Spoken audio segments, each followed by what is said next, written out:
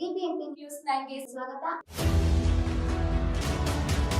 ಮೊದಲಿಗೆ ಮುಖ್ಯಾಂಶಗಳು. ಸಚಿವ ಸಂಪುಟ ವಿಸ್ತರಣೆ ಈಗ ಸದ್ಯಕ್ಕೆ ಪಕ್ಷದ ಹೈಕಮಾಂಡ್ ವರಿಷ್ಠರು ಏನೀಗ ನೀಟ್ ಸಂಬಂಧಪಟ್ಟಂತೆ ದೊಡ್ಡ ಮಟ್ಟದಲ್ಲಿ ಪ್ರತಿಭಟನೆ ಆಯಿತು ದಿಲ್ಲಿಯಲ್ಲಿ. ಅದರ ಮುಂದುವರೆದ ಭಾಗ ವಿದ್ಯಾರ್ಥಿಗಳ ಮೇಲೆ ನಡೆದಂಥ ಪೊಲೀಸ್ನ ದಬ್ಬಾಳಿಕೆ, ಕೇಂದ್ರ ಸರ್ಕಾರದ ದಬ್ಬಾಳಿಕೆ ಇದರ ವಿರುದ್ಧವಾಗಿ ಮಾನ್ಯ ನಮ್ಮ ಲೋಕಸಭೆಯ ವಿರೋಧ ಪಕ್ಷದ ನಾಯಕರಾಗಿರ್ತಕ್ಕಂಥ ರಾಹುಲ್ ಗಾಂಧಿ ಅವರು ನಿನ್ನೆ ಪ್ರಧಾನಮಂತ್ರಿಗಳ ಮನೆ ಮುಂದೆ ಧರಣಿಯನ್ನು ಮಾಡಿದ್ದಾರೆ. ಇದಕ್ಕೆ ಕ್ರಮ ಆಗಬೇಕು.